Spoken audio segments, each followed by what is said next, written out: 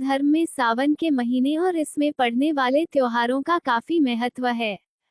सावन महीने में 7 अगस्त बुधवार को हरियाली तीज का व्रत पड़ रहा है। हर साल सुहागिन महिलाएं अपने पति की लंबी उम्र की कामना करते हुए यह व्रत करती हैं।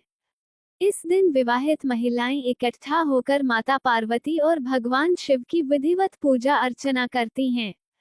इस अवसर पर झूला झूलने और मेहंदी लगाने का भी रिवाज है। आइए जानते हैं हरियाली तीज की कथा। पौराणिक मान्यताओं के मुताबिक हरियाली तीज की व्रत कथा स्वयं शिवजी ने माता पार्वती को उनका पिछला जन्म याद दिलाने के लिए सुनाई थी। भगवान शिव ने मां पार्वती से कहा था कि हे पार्वती, कई वर्षों पहले तुमने मुझे पाने के लिए हिमालय पर्वत पर घोर तप किया था। कठिन हालात के बावजूद भी तुम अपने व्रत से नहीं डिगी और तुमने सूखे पत्ते खाकर अपना व्रत जारी रखा, जो कि आसान काम नहीं था। शिवजी ने पार्वती जी को कहा कि जब तुम व्रत कर रही थी तो तुम्हारी हालात देखकर तुम्हारे पिता पर्वतराज बहुत दुखी थे।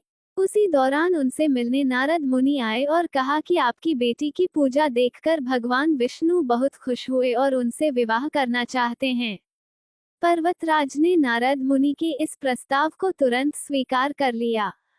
लेकिन जब इस प्रस्ताव की जानकारी पार्वती को हुई तो पार्वती बहुत दुखी हुई, क्योंकि पार्वती तो पहले ही शिवजी को अपना वर मान चुकी थी। मान्यताओं के अनुसार शिवजी ने पार्वती से कहा कि तुमने ये सारी बातें अपनी एक सहेली को बताई। सहेली ने पार्वती को घने जंगलों में छुपा दिया। इस बीच भी पार्वती शिव की तपस्या करती रहीं। तृतीया तिथि यानी हरियाली तीज के दिन रेत का शिवलिंग बनाया।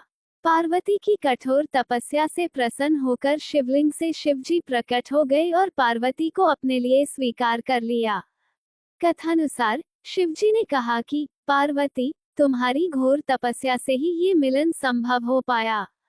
जो भी स्त्री श्रावण महीने में शुक्ल पक्ष की तृतीया को मेरी इसी श्रद्धा से तपस्या करेगी, मैं उसे मनोवांछित फल प्रदान करूंगा। सान्यता के अनुसार पार्वती ने भगवान शिव को पाने के लिए 107 जन्म लिए।